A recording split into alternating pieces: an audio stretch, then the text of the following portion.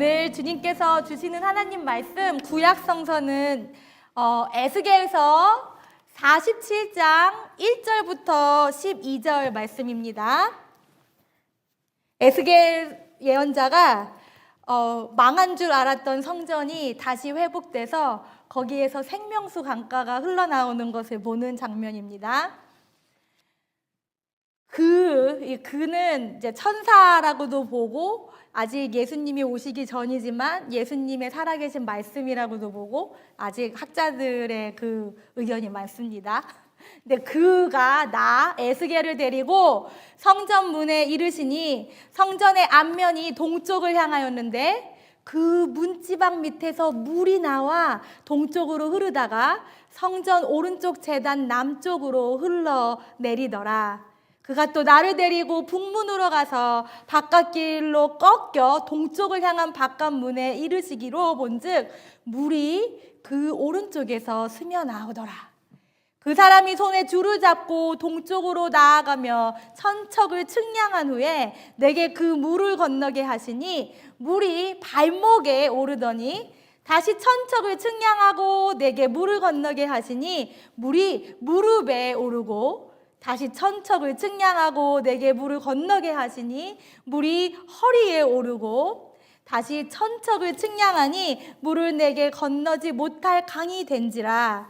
그 물이 가득하여 헤엄칠 만한 물이요 사람이 능히 건너지 못할 강이더라.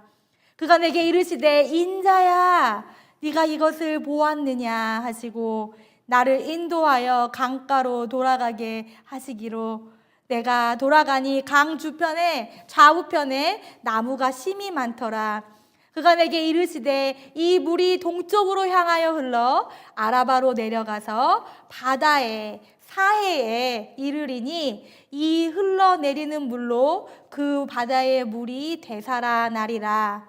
이 강물이 이르는 곳마다 번성하는 모든 생물이 살고 또 고기가 심히 많으리니 이 물이 흘러 들어가므로 바닷물이 되살아나겠고 이 강이 이르는 각처의 모든 것이 살 것이며 또 이 강가에 어부가 살 것이니 엔게디부터 에그글라임까지 그물 치는 곳에서 될 것이라. 그 고기가 각기 종류를 따라 큰 바다의 고기와 같이 심히 많으려니와 그 진펄과 개펄은 되살아나지 못하고 소금 땅이 될 것이며 강 좌우가에는 각종 먹을 만한 과실나무가 자라서 그 잎이 시들지 아니하며 열매가 끊이지 아니하고 달마다 새 열매를 맺으리니 그 물이 성소로 말미암아 나옴이라. 그 열매는 먹을 만하고 그 잎사귀는 약 재료가 되리라. 아멘. 오늘 함께 읽으신 말씀이 에베소서는 제가 2장 21장 2절이라고 22절로 했는데요. 근데 제가 19절부터 읽습니다. 화면에 없습니다. 19절은요. 그러므로 이제부터 너희는 외국인이 아니요 나그네도 아니요 오직 성도들과 동일한 시민이요 하나님의 권속이라. 너희는 사도들과 선지자들의 터 위에 세우심을 입은 자라. 그리스도 예수께서 친히 모퉁이 돌이 되셨느니라. 이제 21절입니다. 그의 안에서 건물마다 서로 연결하여 주 안에서 성전이 되어가고 너희도 성령 안에서 하나님이 거하실 처소가 되기 위하여 그리스도 예수 안에서 함께 지어져 가느니라. 아멘. 이 말씀은 살아계신 하나님의 말씀입니다. 우리 주님께 감사합니다. 함께 기도하시겠습니다.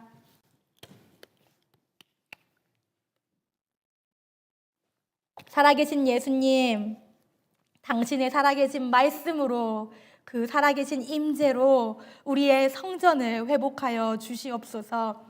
주님께서 사시는 우리 몸의 성전을 주님께서 회복하시며 또 이 교회의 성전을 그냥 평범한 건물로 두지 마시고 주님의 사람들이 사랑과 정성으로 돌보는, 그렇게 하나님의 살아계심을 드러내는 생명수의 강이 흐르는 그런 성전이 되도록 주여 회복하여 주시옵소서. 오늘 말씀을 통하여서 주님의 강물이 우리의 발목부터 무릎까지, 또 우리의 허리까지, 가슴까지 우리의 모든 삶을 가득 차서 정말 우리가 생명수의 강에서 회복하며 수영하며 주님 성전을 회복시키는 주님의 귀한 일꾼으로 그렇게 거듭나는 이 말씀으로 축복하여 주시옵소서. 우리의 입술의 모든 말과 마음의 묵상이 주님께 연락되기를 바라며 사랑하는 예수님의 이름으로 기도합니다. 아멘. 여러분, 생명수 강에서 수영하고 싶으십니까? 저는 수영을 못해요. 그래서 매년 저의 새해 목표는 수영을 배우자, YMCA를 끊자, 거기를 가자 하고 한 발자국도 못 나간 지 벌써 10년이 됐습니다. 근데 올해는 꼭 수영을 배우고 이 몸의 수영뿐만 아니라 영적인 수영도 배워서 여러분들과 생명수 강가에서 수영하고 싶습니다. 오늘은 우리 한 달 동안 물과 성령으로 거듭나는 교회라는 제목을 가지고 주제 설교를 해왔잖아요. 그래서 매주 우리 교회의 올해 중점 사역인 찬양의 회복, 가정의 회복, 제자도의 회복, 그리고 오늘은 finally 이제 성전의 회복을 같이 그 성전의 회복을 주님께서 주시는 복음으로 들어보려고 합니다. 그래서 오늘 에스겔서 47장 그 성전에서 나오는 그 생명수의 환상도 조금 어렵긴 하지만 같이 읽어봤고요. 같이 상상도 해봤지요. 그리고 오늘 에베소서 2장에서는 바울 사도가 말하는 그리스도가 우리의 모퉁이 돌이 되시는 그 교회에 대해서 함께 꿈꿔보려고 합니다.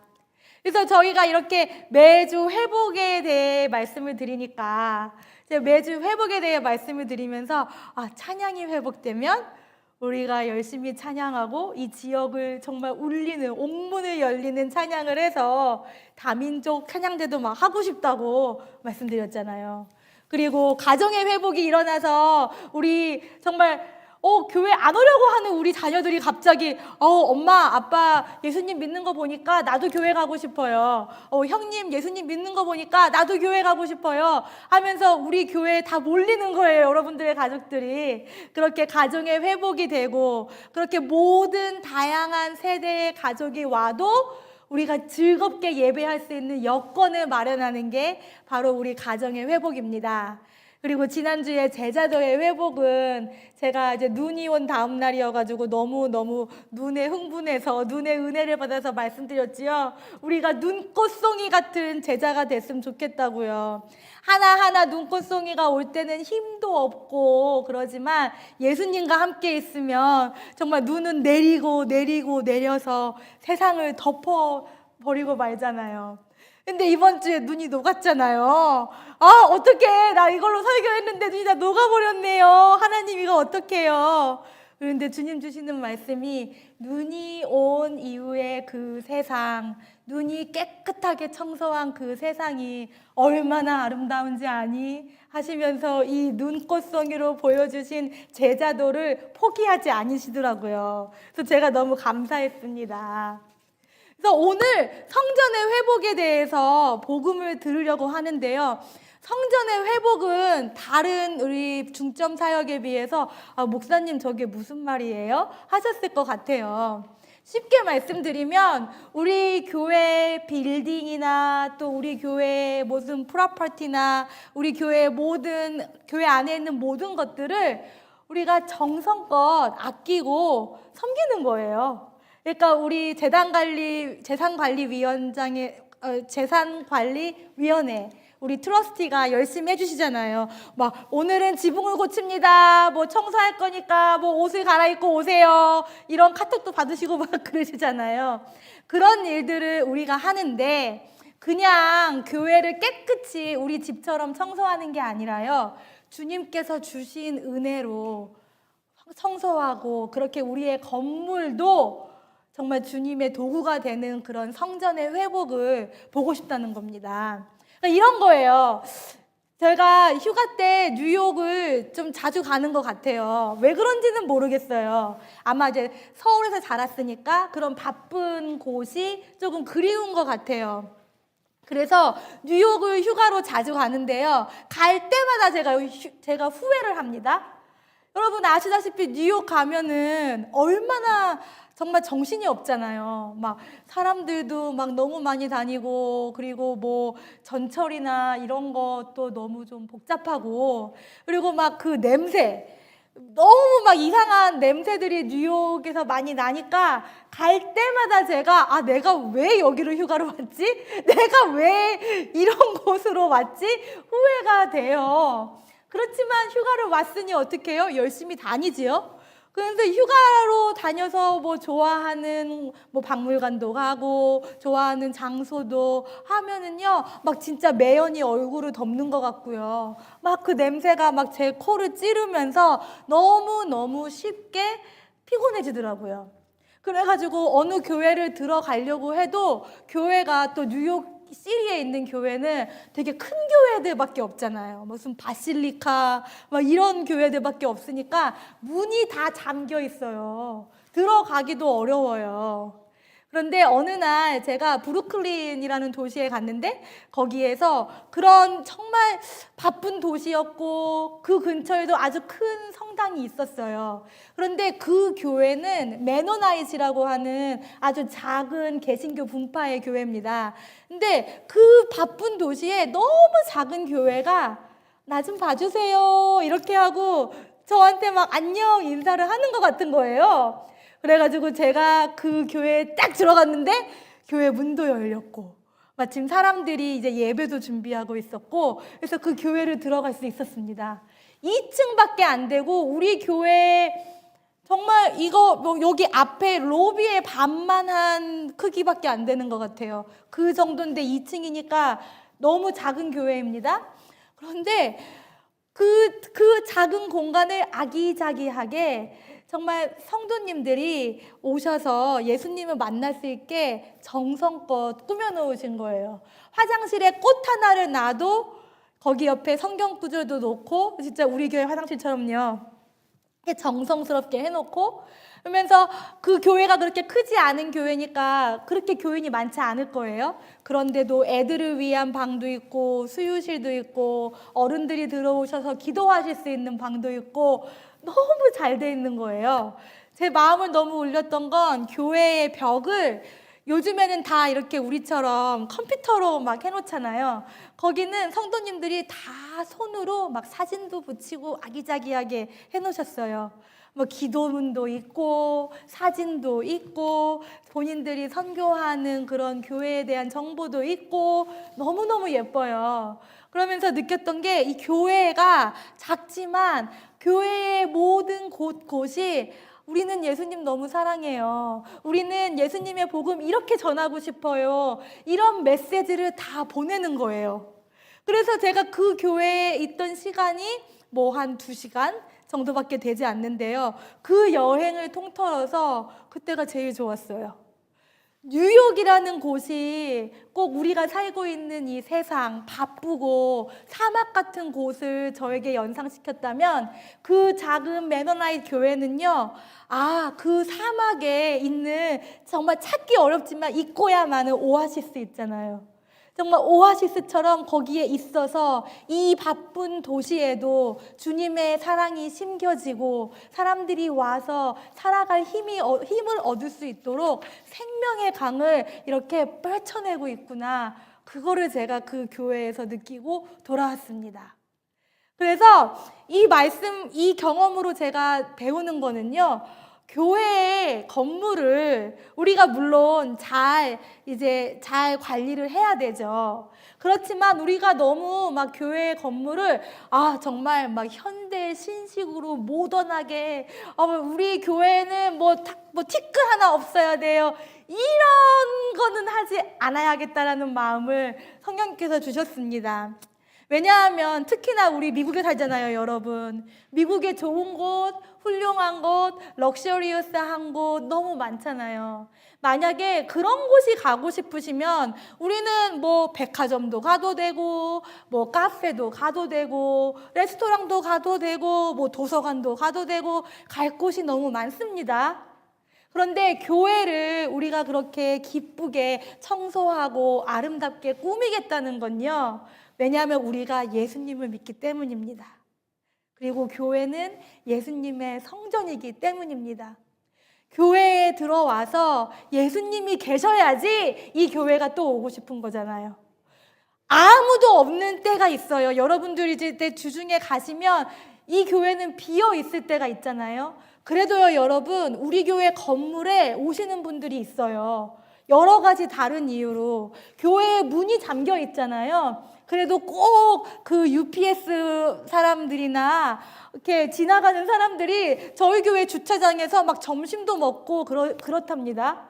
그러니까 이 건물에만 들어왔을 때 정말 우리 교회를 보기만 함으로써도 어머, 여기는 오기만 해도 뭔가 달라. 여기는 주차장만 있어도 뭐가 달라. 아, 여기는 뭔가 기도하는 사람들이 있어서 그런가 봐. 여기는 뭔가 예수님을 믿는 사람들이 있어 그런가 봐. 그렇게 되면요, 여러분, 우리가 이 성전을 가지고도 전도를 할 수 있는 거예요. 이 성전을 가지고도 우리가 정말 이 성전을 사랑하는 마음 가지고도 하나님은 오늘 누군가를 구원하십니다.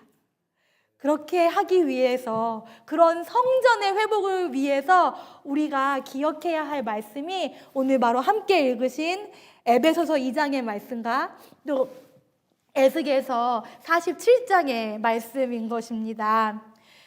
오늘 에베소서 2장에서는요, 우리 사도 바울이 성전이 어떻게 하면은 아름다운 건물이 될 수 있을까에 대해서 정말 진지하게 고민을 합니다. 왜냐하면 사도 바울이 살았던 그 시대는요, 모든 빌딩이 사람들을 분리시키는 세대였어요. 왜냐하면 로마 제국에 살았잖아요, 여러분.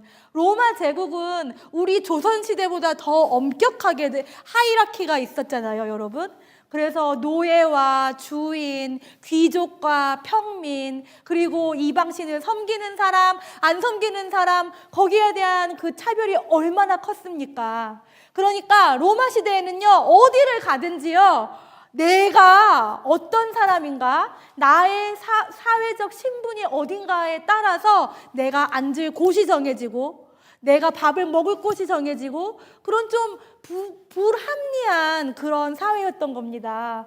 그러니까 여러분 상상하기 쉬우실 거예요. 왜냐하면 지금 우리 이 자본주의 사회에서도요, 우리가 돈을 얼마를 내느냐에 따라, 아니면 우리가 어떤 일을 하느냐에 따라 우리가 앉을 곳이 바뀌잖아요. 우리가 들어갈 건물의 입구가 바뀌잖아요. 그런데 로마 시대에는 그게 더 심했던 거죠. 하다못해 사람들이 사는 집에도 노예가 있어야 했고, 주인이 있어야 했고, 노예의 가족이 있어야 됐고, 주인의 가족이 살아야 될 곳이 분리되어 있잖아요. 그리고 사람들이 일하는 곳도 그랬겠죠. 그러면 그 사람들이 이방신을 섬겨요. 근데 이방신을 섬기는 그 신전도 다 나눠져 있는 거예요. 야, 너는 외국인이니까 여기 들어오면 안 돼. 너는 유대인이니까 여기 오면 안 돼. 이렇게 다 차별하고 분리시키는 곳이 당시 로마 시대가 갖고 있던 공간이었습니다. 그런데 예수를 막 믿은 사람들이 그런 이방 문화의 공간 컬처를 교회에 데리고 오려고 하니까 오늘 사도 바울이 너 그거 아니야, 너 그거 아니야 라고 이렇게 말해주는 거예요. 교회는 모든 사람이 올 수 있는 곳이야. 교회는 모든 사람들이 사랑받는 곳이야. 교회는 모든 사람들이 똑같이 존중을 받는 곳이야. 왜냐? 예수님께서 이 교회의 모퉁이 돌이 되시니까 그래. 그러니까 여러분, 우리 교회가 그런 차별이 없는 곳이 되어야 하는 거예요. 그쵸, 여러분? 우리 가끔 나 맨날 앉는 그 자리만 앉고 싶으시잖아요. 근데 지금은 이제 교회가 이제 성장하고 있는 단계니까 거기에 앉으셔도 되는데, 나중에 이제 교인들 많이 오면 여러분들 자리를 탁 채갔다고 생각해 봐요. 얼마나 기분이 나쁘시겠어요. 그때 기억하셔야 할 말씀이에요. 교회는 모두가 환영받아야 되는 곳이야. 교회는 모두가 똑같이 존중받아야 하는 곳이야. 왜냐? 예수님께서 이곳에 모퉁이 돌이시기 때문이야. 그것이 바로 우리 성전에 회복시키는 가장 기본적인 원리입니다. 그렇다면 이제는 에스겔서를 한번 생각해 볼게요. 우리 에스겔 선지자도 이렇게 하나님의 사랑이 온 세상을 품는 비전을 보는 거예요. 이 전까지만 해도 하나님이 성전에 오는 이스라엘 사람들 내가 더 사랑해 이러는 줄 알았는데, 이제 나타나신 하나님은 그 성전의 물을 이스라엘 사람이든 한국 사람이든 어디 사람이든 다 흘러보내시는 그 하나님을 만납니다. 에스겔 선지자가 만약에 제 아들이라고 생각을 하면 제가 너무 마음이 아플 것 같아요. 왜냐하면은 에스겔 선지자는 유다에서 엘리트 교육을 받았던 제사장 가문의 사람이었어요. 그래서 열심히 잘 교육받고 이 사람이 원래는 제사장이 되어야 하는데 나라가 망한 거예요. 나라가 망하면서 그가 정말 목숨같이 사랑하던 템플, 성전도 무너져 버렸습니다. 그러면서 이 에스겔 선지자가 그 바벨론으로 포로로 와요. 근데 포로로 온 그 해가 바로 에스겔 선지자가 제사장으로 안수를 받을 수 있는 그 해였어요. 만약에 선지자가 제 아들이면 제가 너무 엄마로서 속상할 것 같아요. 그렇게 열심히 준비하고 일했는데 나라가 망해버리고 잡을 잃어버리고 얼마나 안타까워요. 그런데 이 선지자의 삶이 더 기구한 게요, 하나님께서 계속해서 보여주시는 거예요. 왜 내가 이스라엘 사람들에게서 떠나가는지, 내가 왜 이 성전을 멸망시키는지를, 사람들의 죄를 보여주시고 너무너무 마음이 아픈 거예요. 그래서 에스겔 선지자는 평생을 그 예언을 받고 그것을 선포하느니라고 보냈습니다. 근데 젊은 나이에 바벨론으로 왔는데 이제 중년이 지나 50대가 됐는데 하나님이 다른 비전을 주십니다. 에스겔아, 이제 너희들이 모든 죄값을 다 치렀어. 나는 이 성전을 회복할 거야. 내가 이 성전을 다시 세울 거야. 그러면서 하나님께서 비전으로 분명히 하나님이 이 성전을 떠나가셨어요. 성전을 떠나가는 그 환상을 보고 너무너무 마음이 아픈 선지자였는데, 하나님께서 하나님의 영과 하나님의 살아계신 말씀으로 다시 이 성전에 들어오신 거예요. 그리고 들어오셔서 그 성전을 말씀으로, 살아계신 말씀으로 하나하나 회복을 시켜 가시면서 오늘 여러분들이 함께 읽으신 게 바로 그 하이라이트예요. 성전에서 생명수 강이 흘러나온대요. 우리 여러분들 요한계시록 이렇게 얼핏 들어보셨잖아요. 천국에 가면 생명수 강이 있다고요.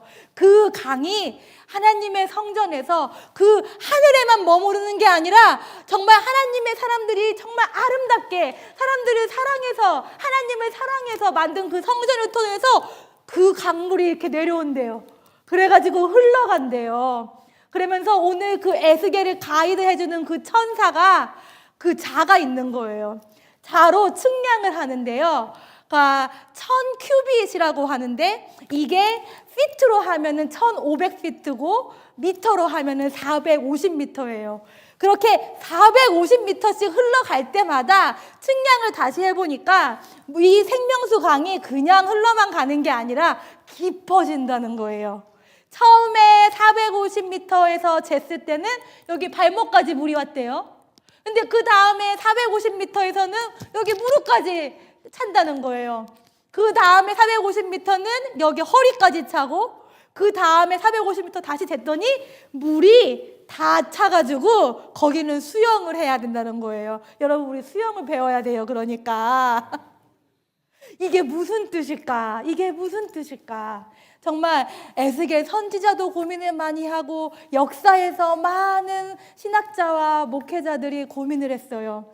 그래가지고 발견한 게 바로 이건데요. 이게 바로 하나님의 은혜의 강가를 만난 경험한 사람들이 겪는 변화라는 거예요. 생각해 보세요. 여러분들이 예수님을 처음 만났을 때를 생각해 보시면요. 여러분들에게 이 앵클, 이 발목에 변화가 생깁니다. 옛날에는 친구 만나러 가고 술 마시러 가고 골프 치러 가고 이게 좋았는데 갑자기 이 발이 내 말을 안 들어요. 예수님 보러 교회 오고 예수님 만나는 친구들 만나는 게 더 좋아지는 거예요. 그게 바로 발목까지 찬 은혜의 물인 거예요. 그러다가 보면 이제 신앙이 성장하잖아요. 그러면 이제 무릎까지 차죠. 그러면은 여러분들이 무릎 꿇는 자리가 변합니다. 예수님을 위해 무릎 꿇고 예수님을 위해 여러분들의 의와 여러분들의 계획을 여러분들의 욕심을 놓아버릴 수 있는 거예요. 그러다가 이게 더 차잖아요. 물이. 그러면 여러분들이 앉는 자리가 변합니다. 여러분들이 하나님 앉아서 기도하고 하나님 예배하고 하나님 찬양하고 그런 삶으로 변해요. 그러다가 더 차면 가슴까지 차잖아요. 그러면 예수님께 정말 삶을 드리죠. 더 차서 이 물이 정말 수임을 해야 할 정도로 이렇게 차버리면요. 여러분들은 그냥 예수님하고 같이 사는 거예요. 예수님하고 그냥 동행하면서 예수님 나는 예수님 거예요. 그러면 예수님이 그래 너는 내 거야 하면서 하는 그 은혜의 삶을 살아가는 게 바로 이 생명수 강의 힘인 겁니다. 근데 여러분 너무 감사한 게요. 너무 감사한 게요. 하나님이 이 생명수 강을 이스라엘에 묶어두지 않으셨잖아요. 이 강이 흘러가잖아요. 이 강을 만나는 사람마다 이 강이 닿는 곳곳마다 오늘 한글 성경에는 그냥 바다로 흘러갔다고 했는데요. 영어 성경 보면은요, 그게 사해로 흘러갔다는 거예요. 지구에서 가장 낮은 곳, 아무 생명도 살 수 없는 곳까지 흘러가서 그곳을 변화시키는 게 이 생명수 강의 힘인 거지요. 그래서 여러분, 정말 세상이 정말 우리가 뉴욕 한가운데 있는 것처럼 왜 이렇게 사는 거 어려워? 왜 이렇게 사는 게 지저분해? 왜 이렇게 사는 게 다 혼란이야? 그렇게 보일 수 있지만 하나님께서 우리에게 보여주신 이 생명수의 역사는요, 그렇지 않다는 거예요. 생명수 강가가 흐르고 말았대요. 첫 번째 이그젬플이 뭐예요? 아까 우리 아이들에게도 전했지만 우리 3.1 운동이잖아요, 여러분. 그 어두운 시기에, 그 어려운 시기에요. 33인의 독립대표 중에 16분이 기독교인이셨어요. 그런데 여러분, 한국에 기독교가 들어간 건 1880년대거든요. 1919년이면 아직 50년도 안 됐어요. 그런데 이분들이 그리스도의 복음을 모퉁이 돌로 삼고 그분들도 양반이 있는 곳에서 자랐고 한국이라는 조선이라는 하이라키가 있는 곳에 자랐잖아요. 그런데 그분들이 선포하는 게 뭐예요? 모든 한국의 사람들이 자주 독립을 할 권리가 있고 자유가 있다는 거잖아요. 예수님 없이 그 복음이 어떻게 나옵니까? 바로 생명수의 강가를 만난 분들이죠. 그리고 그 강가가 계속 흘렀기 때문에 결국 우리나라가 자주 독립을 했고 우리 교회가 성장을 해서 여러분들의 삶에서도 예수님을 만나서 여기까지 오신 거잖아요. 그렇다면 여러분, 여기 아주 중요한 질문이 있어요. 우리 교회에 생명수의 강가가 흐를까요? 여러분들, 우리 교회에 생명수의 강가가 흐르고 있다고 믿으십니까? 여러분, 가끔 그럴 때 있으실 거예요. 모르겠어. 교회 가면 스트레스 받고 생명수 없는 것 같아. 그러실 때 있죠. 우리 교회 하나님은 생명수 강가를 절대 놓지 않으셨어요. 제가 그거를 경험한 게 바로 한 달 전에 저희 이 호수, 저희 건물 뒤에 있는 호수 청소했을 때 그때였어요. 제가 말로는 들었어요. 우리 교회 뒤에 호수가 있다. 잘 흐른다. 말로는 들었어요. 그런데 제가 우리 교회에 딱 왔는데 호수가 있어야 할 곳에 나무가 쌓여 있고 잡초가 쌓여 있고 보이지가 않잖아요. 그러니까 안 보이는데 무슨 호수가 있어 이랬단 말이에요. 그런데 한 달 전에 우리 재산관리위원회에서 거기를 청소를 다 해주셨거든요. 그래가지고 딱 교회로 왔는데요. 호수가 얼굴을 드러내는 거예요. 근데 호수가 진짜 있더라고요, 여러분. 그 호수에 물고기 소리가 나고요. 그 호수에 새가 날아들어가지고 너무너무 아름다운 거예요. 그때 하나님이 저한테 말씀하시는데요. 미강아, I am not done in this church. 나 여기서 아직 해야 할 일이 많아. 나 여기 아직 생명수강 있어. 보이지 않아도 흘러갈 거야. 그 생명수의 강 흘러가는 목회 같이 할 수 있겠니? 이렇게 말씀하시는 거예요, 여러분. 이제 사순절이 시작되지요. 사순절이 시작되면은요, 우리가 정말 강력한 방법으로 주님께서 나눠주신 생명수의 강을 만납니다. 바로 보혈의 강이지요. 예수님이 정말 그 산 위에서 변형되셔서 거기에 계시면 되는데 일부러 굳이 내려오셨어요.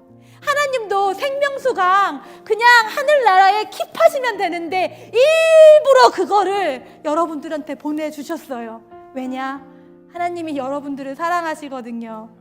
하나님들이 여러분들이 발목과 무릎과 허리와 가슴과 이 은혜의 강에서 수영하는 거 보고 싶으시거든요. 그렇게 변한 여러분들 덕분에 이 성전이 회복될 때 오늘 누군가 주님이 필요한 사람이 멀리서 우리 교회 십자가를 보는 것만으로도 아, 나 오늘 살아야겠다. 나 예수님이 어떻게든 살리시는 것 같다. 그런 은혜까지 주실 수 있는 강력한 은혜의 강가를, 그 보혈의 강가를 지금 여기서 계속 하고 계십니다. 그러니 여러분, 우리 같이 수영을 배웁시다. 영적인 수영을 배워서 이 예수님의 은혜가 계속 우리 삶에 흘러가고 이 성전을 회복해서 그렇게 주님의 영광을 함께 보도록 우리 함께 영적인 수영 배우며 그렇게 자유하고 독립을 계속 이어가는 그리스도 안에서 모두 사랑받고 사랑하는 성도님들 되시길 기도합니다.